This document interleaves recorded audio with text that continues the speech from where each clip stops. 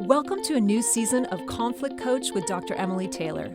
I'm a mediator, developmental psychologist, conflict resolution teacher, and mom of 5. And just like you, I've had my fair share of conflict. Over time, I've realized conflict isn't something to fear. It's simply part of life. What matters is how we respond, and if we have the tools to handle it with confidence and care. And that's what this podcast is all about. In each episode, you'll hear me coach someone through a real conflict they're facing. You'll listen as they share their story, and I'll guide them towards solutions that align with their goals and values. Along the way, I'll point out skills and strategies you can use in your own life, whether at work, at home, or in your other relationships. So whether you've been with us since season 1 or you're brand new, welcome. I'm glad you're here. Let's jump in. Today I'm coaching Spencer. He's in his mid-20s and has been at his current company for about a year and a half. It's a company he really likes and wants to work for, but he's begun to feel like his skills and contributions are not appreciated, and that's leading to conflict with his boss. Spencer, it's so great to have you on the show. Thank you for coming. Thank you. It's great to be here. Can you describe, in brief, what kind of conflict we're dealing with? Yeah. In brief is the tough part. I know. I started out with kind of lower, position-wise, planning on working my way up. So I took a job that I knew I was maybe overqualified for.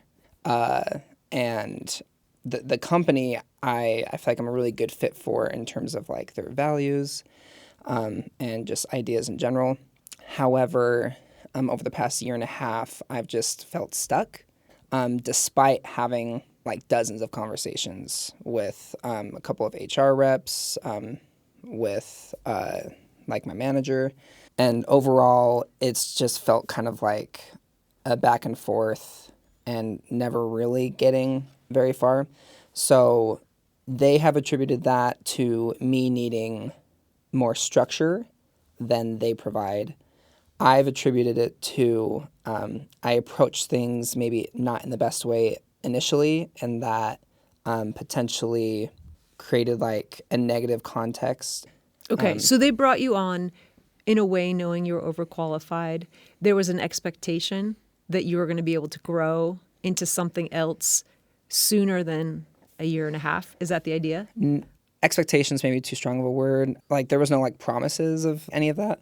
It was more of I knew the role I was in was not one I would want to be in long term. And they also knew that. And they also knew that my skills would probably take me to a different role. But timelines may have not been the same or something. Okay, so there's been a mismatch. Mm-hmm. Backtracking a little bit, you said, maybe I didn't approach this in the best way. Yes. Can you tell me a little, just kind of fill me in on what you mean by that? I'm actually very grateful for this whole experience because the amount of growth I've made as a person has been huge. So regarding how I maybe didn't approach it the best way, before this job, I worked in the nonprofit sector for 3 years, and these are smaller organizations, so very entrepreneurial minded. And overall, I have a lot of energy and passion behind my ideas. And in those jobs, that was encouraged. And the people I was working with, they were also meeting me at that level, that energy level. And so I brought all of that to this job. And overall, they're just slower moving. And basically what ended up happening, I think, was I was maybe threatening a bit or just didn't allow enough space for other ideas or thoughts or opinions. And I'm used to people who have the same energy level, so we're it is a dialogue. There's a synergy rather than it being a threat. Yes. However, from my conversation, and they've actually told me this directly, that the tone that I have sometimes is difficult. And I've actually also had that feedback from my significant other. So I'm okay, it's not just this job. And I've actively worked on that, and I've actively made progress. However, during that process, it was at least several months of me bringing this energy, and basically every HR meeting, one-on-one meeting I had with them, it's supposed to be a conversation that you have together where you explore like your future possibilities. But what it turned into for us was me saying like, this is what I want and this is what I need. And them saying, we can't do this or this, but let's try this. Hey friends, I'm guessing you felt stuck somewhere in your life. Maybe at work, maybe in a relationship or a volunteer position, wanting a change, feeling capable of more, but unable to get to that new space. Spencer is in this spot largely because he took a job he knew he was overqualified for, but hoped it would be a path to something more. That's understandable, but it's also risky because there's a very real chance that your expectations and those of your employer don't line up perfectly. And mismatched expectations are a recipe for conflict. So I'd like you to think about a skill I'll call expectation alignment. Before you take a new job, sign up for a new responsibility, or enter into a new relationship, do an inventory of your expectations. What does this new situation need in order for me and the other party to be successful? How likely are you to have those expectations met within a time frame that will satisfy you? What will you do if it takes longer for your expectations to be met?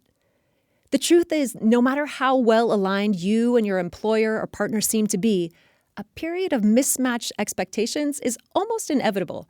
So the skill of expectation alignment requires being clear about your expectations going into a situation and being alert to the inevitable mismatch of expectations when it arises, so you can address it before it explodes into unproductive conflict. Spencer has spent months now feeling underappreciated and mistreated at work because his employers have expectations that are so different from his own. The question now is, can they negotiate to bring their expectations into alignment? Let's get back to the session and see. I'm wanting to do work that is more like strategic, work that's more focused on communication, more focused on people, and ideally has like some level of managerial type of work. Those are things that I'm looking for, things that I feel like I would excel at, things that I feel like would equal better pay.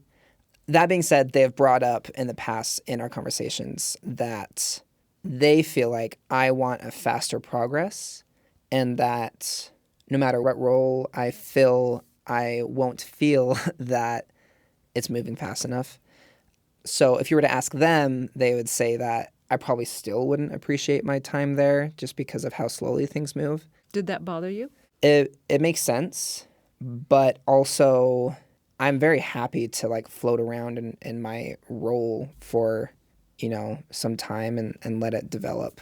But if they're expecting like, I don't know, 3 to 5 years without any progress in like a role, like, yeah, I don't know who would be happy with that. But they have people, so I don't know. They have been trying to get me to be happy with my current role so that and then from that place explore like future like progress and stuff like that. And because I've been doing it like their way with air quotes of just being like, here's what I've been figuring out, here's what I've been doing in my role, not trying to actively do something else. My HR rep was like, I see like potential paths for you now.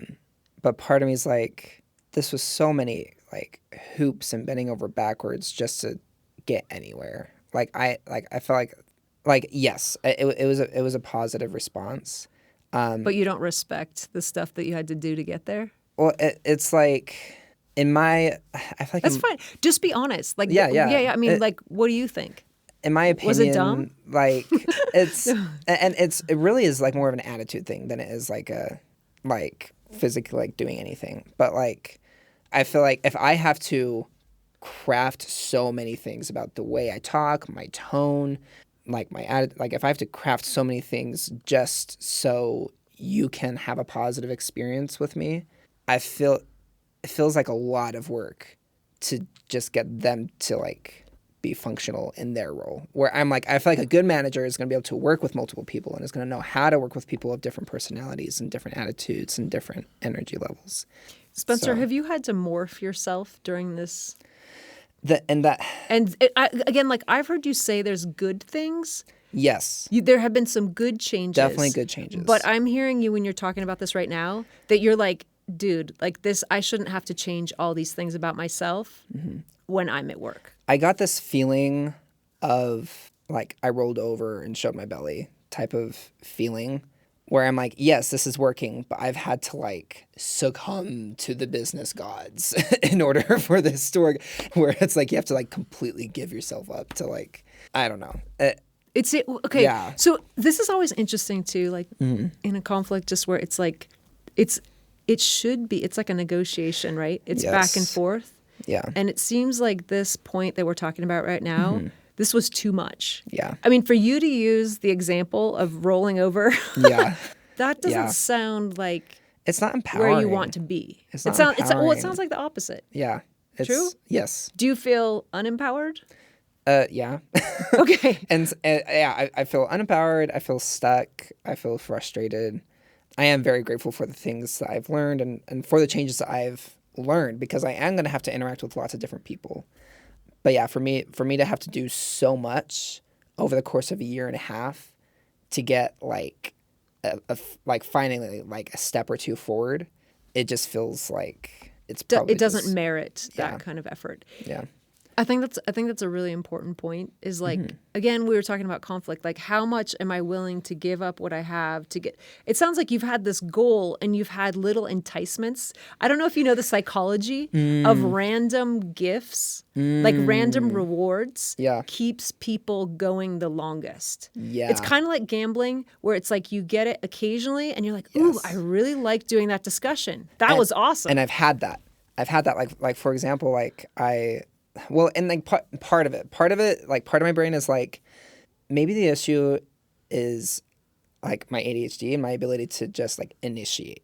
Like maybe, like for example, one of my coworkers is doing really well, and they kind of just do whatever. They kind of just do their thing, and they seem happy with them. But it's almost like when I ask for permission to like do stuff, that's where like the issues come up.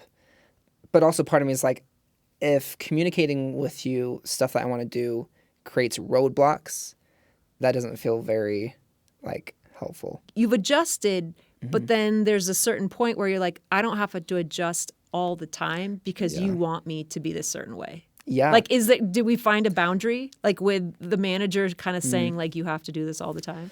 It's more of like, I think it's like for the person and the attitude that I have to be in order to be successful at this job, that's not the person or the attitude that I want to have. Okay. Right? Yeah. Which I think is actually, it's kind of like, I'm funny, but I have had lots of jobs. I actually think of it a little bit more like dating. Yeah.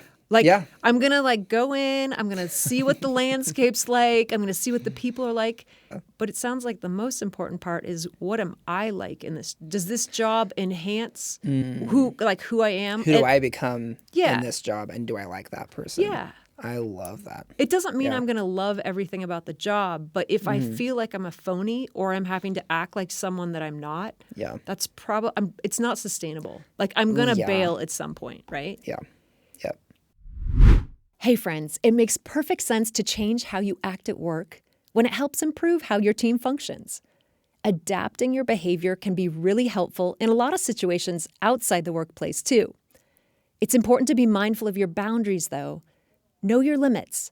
Be careful to not extend yourself into territory that feels compromising. Next time you're in a situation that requires effort outside of your comfort zone, ask yourself if it is actually in your best interest. Or will it damage your mental health, compromise your values or sense of identity? These situations may not be entirely unavoidable, but it's important to know how to recognize them. Talking with Spencer, it seems like he's reached a point where the requirements to advance are not acceptable to him. So now he's looking to move on, but he's worried about having the same thing happen again at his next job. So I'm going to share with him a skill that's really helpful to address that. In this next portion of our conversation, I'll be guiding Spencer through our third skill, creating a positive personal narrative. Essentially, I'll be helping him take what he's learned from both his positive and negative experiences at this job and combining those lessons with the goals he wants to set for the future. Let's jump back in. What I want to figure out is, let's say the next job that I work at, I don't want to have like the same experience again. And that's kind of like, what am I able to do to avoid that and learn the most I can from this experience? Sure. What are you bringing with you that you didn't have before you worked for this company? Because it sounds like you have gained some things. I have. And you've learned some things about Yeah. yourself and about other people. But Yeah. what are those, I guess maybe like an assets focus, like the strengths focus of like, hey, I've had, like, this has been a mixed bag. There's been Yeah. good and bad. But what are the things you're going to bring with you to the next place? A much stronger understanding of what my strengths are. It's very helpful to be in a physical environment. It's very helpful to be in an environment where I'm walking around, where I'm talking with all sorts of people. I do enjoy the customer interface. I'm like known in like not just my team, but like teams that like work alongside us for like being good with customer experience and good with communication, to the point where if there's a customer issue, if I'm working, people will like look for me and like ask me to handle it. And you've enjoyed that. I can see from your face. I've really- You're smiling. You're I- like, oh, like you like this about yourself. Oh yeah, I love it. And there was this time we had a customer who unfortunately made inappropriate comments about one of my coworkers like a couple weeks ago, and my manager was like, "Hey, if he shows up again, we need to let him know that he's not welcome here, and like we're refusing his service." And so he shows up, and I was like, really, everyone obviously they kept me like, "Hey, the guy's here," and I was so excited. I was also scared out of my mind, but I was so excited to like go talk to this guy and have like be like, hey, and like use all my communication skills. And my coworker was like, you should like record it so that we can use it like for trainings. So I actually have it recorded, which is pretty fun. But like that was super exciting for me. And I've learned about myself that even when I'm like dead tired, if I'm talking with someone, I will always be able to like communicate well generally. And that's been a really good one to learn, because there's a lot of jobs where like if I'm really tired, I'm not going to be able to do it. But the speaking part, is it energizing to you? Yes. Communicating with people, sitting down with someone, having a discussion, I can do that anytime. So I don't know what job that is.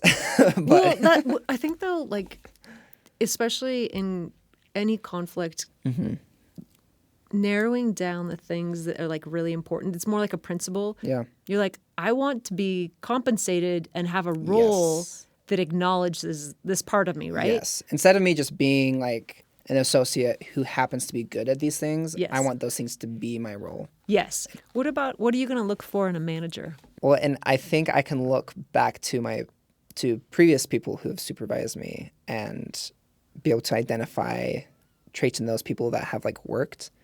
And like looking at the past like 3 supervisors I've had that have worked, they are people who want and encourage like independence. They want me to craft the role. The thing that's been missing from those, however, is an applied structure. And that's why, like, while I've enjoyed my time in those previous like jobs and internships and stuff, I was just needing more structure because it was difficult for like my ADHD and stuff. Okay. And I think that's why I kind of like maybe went to the other side of the pendulum a bit with this job, a little bit. The reality was a lot of structure, but not very much freedom to be creative. It was like structure in all the unhelpful ways. Okay. Yeah. Yeah. So I think what you're getting at is brilliant, is like you already have, you take your previous experiences, and that's like creating a real narrative. Is Yeah. like, it's not just this one job. It's like Yes. all this stuff collectively. I need to, have people believe in me, have ideas that matter. But I really need structure, but structure that enhances Yes. my ability to be creative and be independent. Yeah. But it sounds like you know yourself a lot better now after this year and a half than you did before. And that's again a narrative of progress, is weaving these things together. Yeah, I love that, and it's actually made me think about a job I recently applied for. Where, like, talking with a friend who works for this other job, he was saying that they are very rigid with their structures and it's very top down, and that's probably a sign that I wouldn't do well there. I'm probably going to need maybe those are jobs to avoid as well. So maybe I should like I want to do this. Like, I want to go home right now and like create a list of like what are the attributes and values that I'm looking for in my manager and in the job that I'm applying for. Because they often ask, do you have any questions for us? And I was like, no, but I should. Because like, maybe I'm a great fit for them, but I need to know if they're a great fit for me. Thank you so much, Spencer, for being here. I really appreciate it. Yeah, for sure. Thank you. So listeners, I know you're probably not in Spencer's precise situation, but maybe you've got a child or young relative floundering a bit in a job. So hopefully some of what we covered will be helpful in that way. But the skills we discussed during the session do apply broadly. So let's go over those again here. First is the skill of expectation alignment. No situation turns out exactly as we expect it to, whether it's a job or a relationship or even a vacation. Sometimes the mismatch becomes evident quickly, like it did with Spencer, who realized soon after being hired that his hopes for advancement were quite different from his boss's. And in those cases, the best option may be to sever ties and move on. But in our most important relationships, the ability to recognize when our expectations are out of sync and get them back into alignment is critical. When a conflict erupts in a relationship, consider what you're expecting of the other person. Then ask yourself where that expectation comes from and how important it is to you. Is the expectation rooted in past experience? Is it something you've negotiated with the other person previously? Are you open to adjusting your expectation in order to reduce friction in the relationship? Once you're clear about what you expect and why, invite the other person to have a conversation with you. Use some of the skills we've covered in previous episodes to find the right time, place, and tone for the conversation. Express your desire to get back into alignment in the relationship and use the fundamentals of nonviolent communication to express your needs. I'll put a link to that resource in today's show notes. Third is the skill of creating a positive personal narrative of the conflict. When things have gone badly in a situation, it's tempting to think in negative terms along the lines of, here's everything that went wrong and how I'll make sure those things don't happen next time. A better way to achieve what you'd like in the future is to transform past challenges into clear goals and desired outcomes. Start by reflecting on what you learned and what frustrated you in the conflict. Then reframe those from negative statements into positive ones, like turning, my ideas were ignored, into, I want to work somewhere where my contributions are valued. Next, make it concrete and actionable. Decide what you'll do differently, not just what you want to avoid. And finally, check that it aligns with your values and long-term goals, so your next steps build both success and satisfaction. Thanks for joining me today. If there's someone in your life who might benefit from listening to this episode, please share it. Because as I always say, it's not a question of if, but when we're going to experience conflict, and we do much better when we're prepared. The Conflict Coach with Dr. Emily Taylor is a BYU radio podcast. I'd love to connect with you on social media. Find me on Facebook and Instagram at Conflict Coach with Dr. Emily, where I'm sharing more ideas for working through conflict.